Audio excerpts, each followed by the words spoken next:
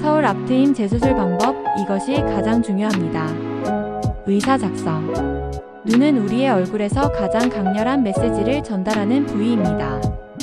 그리고 시원하게 트여있는 눈매는 마치 구름을 헤치고 주변을 비추는 햇살처럼 밝고 생동감 있는 이미지를 형성하는 역할을 하죠. 그래서 많은 분들이 보다 선명한 눈매를 완성하기 위해 앞트임 수술을 계획하곤 하시는데요. 앞트임은 눈 앞머리를 트여줌으로써 더욱 시원하고 선명한 눈매를 기대할 수 있는 눈 성형 방법입니다. 마치 답답한 창문을 활짝 열어주는 것처럼 말이죠. 뿐만 아니라 앞트임 수술을 하게 되면 눈과 눈 사이의 간격이 조정되면서 얼굴의 전체적인 균형이 맞춰지는 부가적인 효과까지 기대할 수 있는데요. 그러나 안타깝게도 앞트임 수술은 기대만큼 만족스러운 결과를 보장하지 않을 때도 있습니다. 특히 수술 과정에서의 술기가 부족할 경우에는 굉장히 부자연스러운 결과를 초래할 수 있는 것은 물론이고 여러 기능적 부작용을 일으키는 원인이 될 수 있어요. 그리고 이러한 결과는 수술 전보다 더 큰 심리적 스트레스를 유발할 수 있고요. 그렇기 때문에 앞트임 부작용으로 인해 고통을 받고 계시다면 본인의 상태에 맞는 재건 수술을 진행하시는 것이 바람직한데요.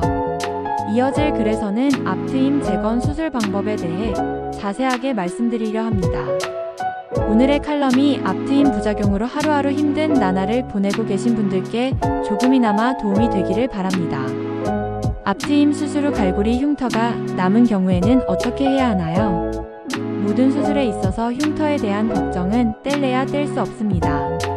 물론 수술이 제대로 이루어졌고 그 이후에 충분한 관리가 동반되었다면 수술 흉터가 발생할 확률은 극히 낮습니다. 하지만 이러한 과정 중 어떠한 문제가 생기게 되면 눈에 띄는 흉터가 남게 될 수 있어요. 특히 앞트임 수술 중 피부 조직이 심한 손상을 입게 될 경우에는 갈고리 모양의 함몰 흉터가 남게 될 수 있습니다. 이때는 흉터 주변 피부를 최대한 넓게 박리한 후 움푹 패여 있는 흉터 조직을 제거해 주어야 하는데요. 이렇게 되면 눈앞에 위치한 함몰 흉터가 완화되면서 보다 자연스럽고 매끈한 눈매를 기대할 수 있습니다.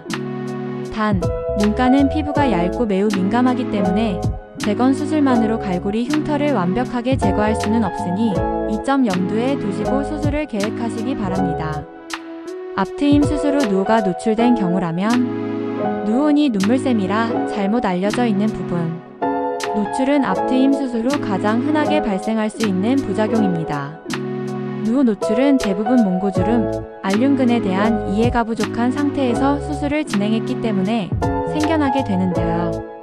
우선 몽고주름은 눈을 감는 데 사용되는 알륜근의 일부가 얼굴로 이어지면서 생긴 피부와 근육의 복합체로 눈을 감는 기능을 어느 정도 돕고 있다는 특징이 있습니다. 그렇다 보니 알륜근, 몽고주름의 상호작용에 대한 이해가 부족한 상태에서 수술을 진행하게 되면 눈 앞머리 부분이 비정상적으로 변형되거나 누우가 과도하게 노출되는 상황에 이를 수 있어요.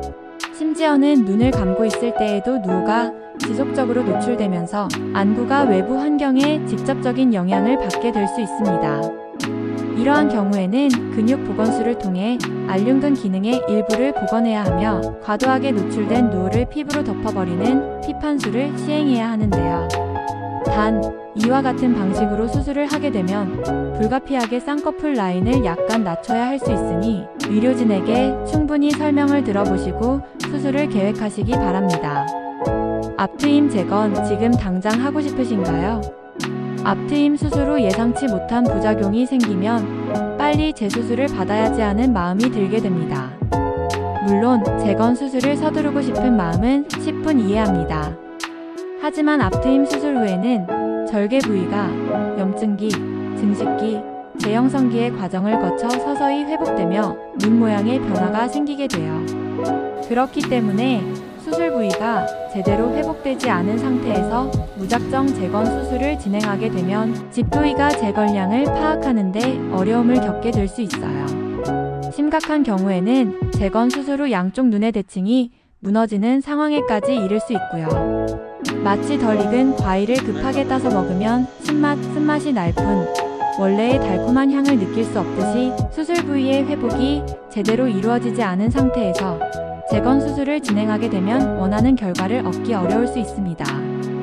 그렇기 때문에 앞트임 재건을 계획 중이시라면 수술 조직이 안정화되고 눈 모양이 최종적으로 자리를 잡을 수 있도록 6개월 이상의 충분한 시간을 갖고 수술 부위를 꾸준히 체크해 주시는 것이 좋은데요. 단, 일부 부작용의 경우에는 빠른 대처가 필요할 수 있으니 병원에 내원하여 자세한 진단을 받아보시기 바랍니다. 시계를 수리할 때는 단순히 멈춘 시계를 다시 움직이게 만드는 것을 넘어 시계 내부의 복잡한 톱니달 바퀴와 기어를 정밀하게 맞춰야 합니다. 이는 앞트임 재건 역시 마찬가지인데요.